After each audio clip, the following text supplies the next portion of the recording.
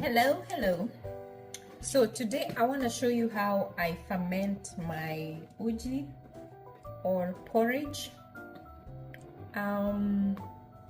This is something that we grew up on. We never appreciated those things that were done to us or given to us by our grandparents or our parents.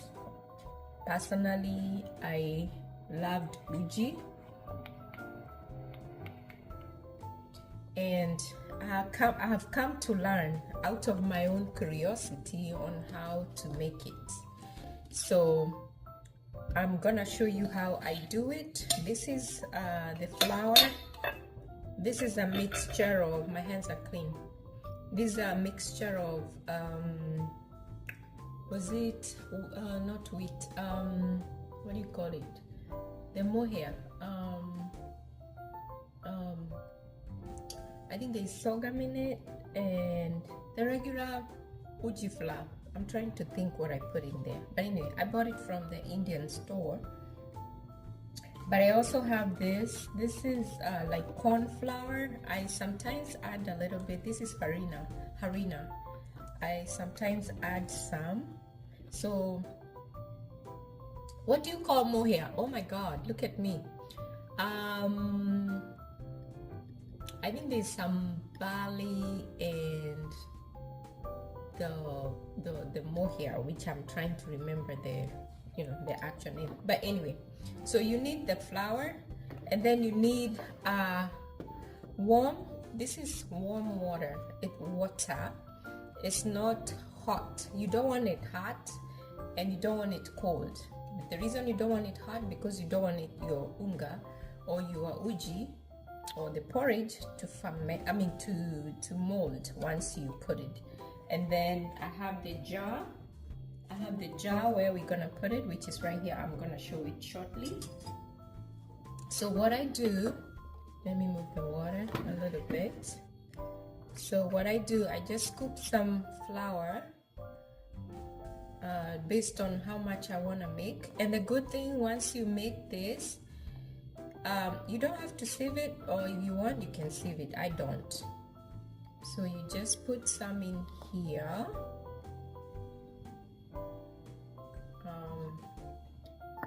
The good thing, once you make it, you can keep on adding to once you cook, you can keep on adding whatever is left. You add some more flour with water, wherever you're coming from, it's water. Okay, I think that's enough.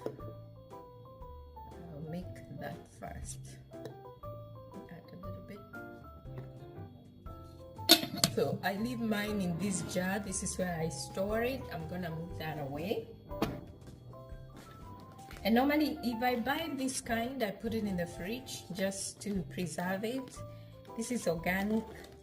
I can add a little, but I don't feel like I want to add the corn flour. But when I'm cooking it, then I can add it once it's ready for cooking. So I'm gonna put that away. So I get this, and then you just mix it. I have a whisk.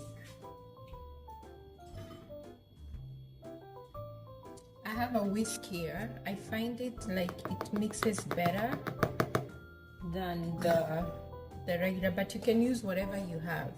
So all you do is just mix it. While I'm adding water. So I'm just gonna mix it. Mix them, gather them.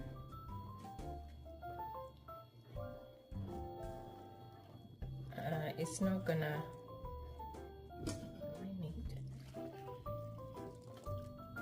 So you make sure that you don't have areas where the flour did not mix with water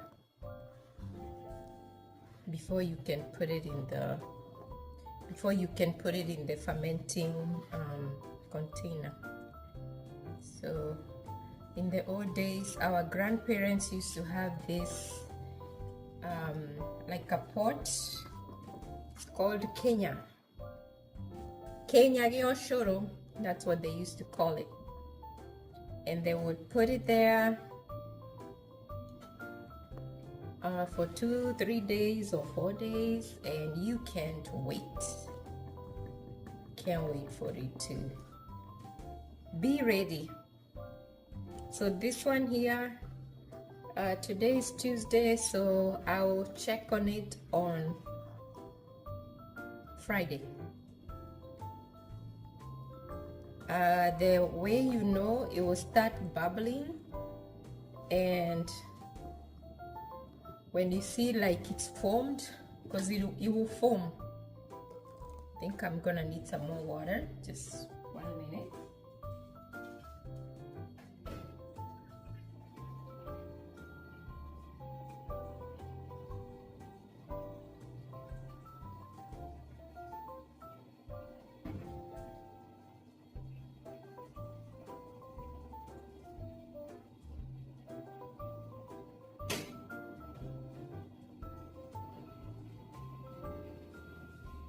So like I said, this is warm water. Don't do it with hot water, and I don't do it with cold water.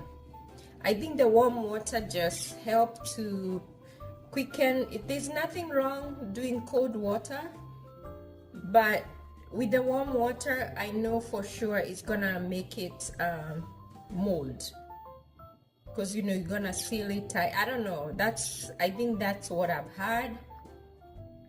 I've been doing this for a while now. I've never had mine molding, but I've had people say that they are molded.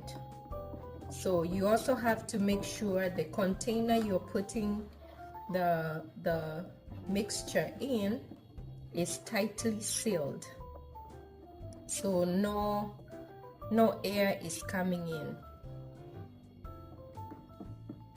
You see the consistency here is good, but I'm gonna get a spoon just to make sure there's none that is stuck on the walls of the pot of this container.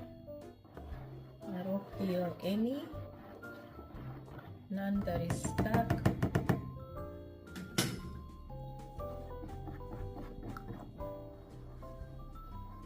So the benefits of drinking fermented drink, not just this one, is very good for your stomach.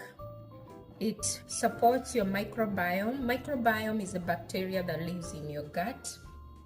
As you know, actually there is a saying that says, who is supporting who? Is it us who are supporting the microbiome, or is the microbiome supporting us? So you have to maintain a balance in your gut. Otherwise we start having these other issues of GI upsets. We get things even like H. pylori, is because there is no balance in your gut microbiome. H. pylori is a bacteria that lives in your gut, so you cannot eliminate it. But when the conditions allow it to overgrow, then you have issues. I'm not saying that this is gonna cure your H. pylori, but I'm just saying to say it is good to balance your gut microbiome, because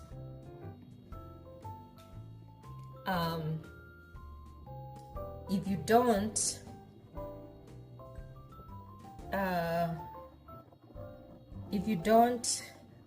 you know, you have this other issue, the IBS, all that stuff. It's called IBS because it's a syndrome, but now this current science is showing that part of it, the contribution is the imbalance, the dysbiosis of the imbalance in your gut. So this is our mixture. It looks nice. I'm gonna put this down. Rinse my hands. So once we are done with this, oh my god, I can't remember what's the name of the unga. So this is the glass. I always use glass container because I don't want the BP you know, the plastic has that BPA, which sometimes leaches on your food. And this thing here helps to seal it completely. When you close it, it's gonna be airtight, meaning no air can go in, no air can come out. So this is a good glass container. I bought this from Amazon. You can buy them from there. And then I'm gonna take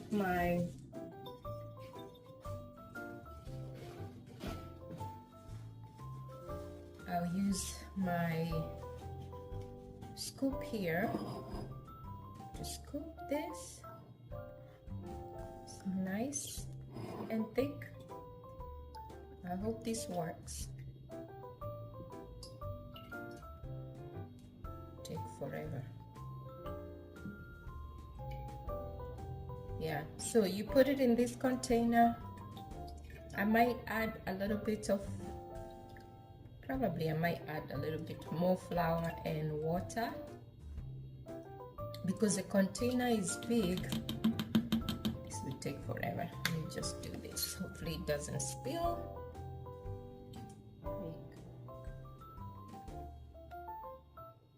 You see how smooth it is?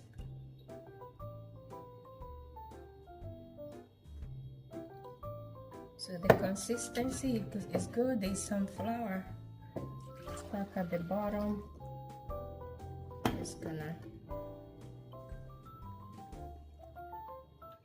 do this to make sure everything goes.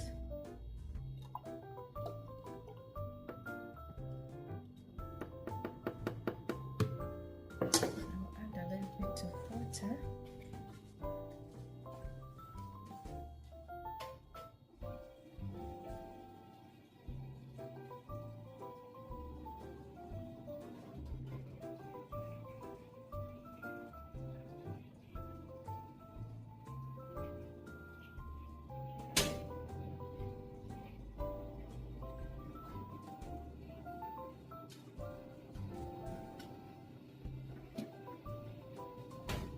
Because it's right here, I'll add a little bit more flour so that I can add more water. I see like it's kind of too low.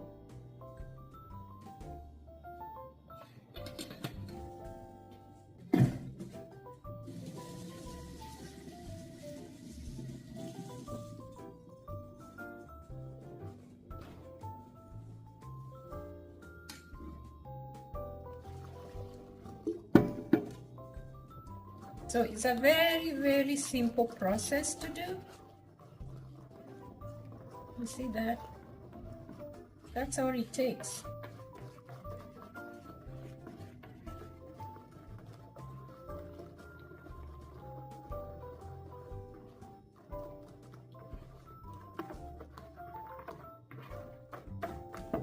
So you see, and then I'll just add this here. It's well mixed to the bottom.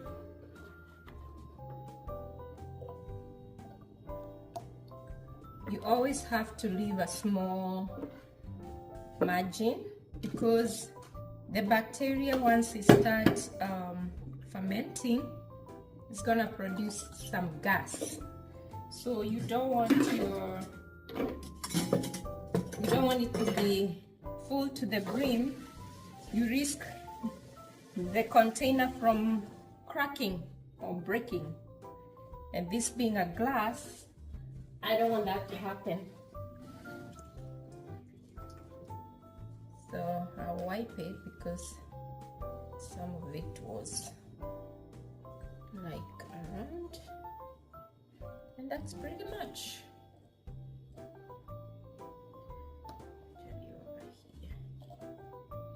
So you seal it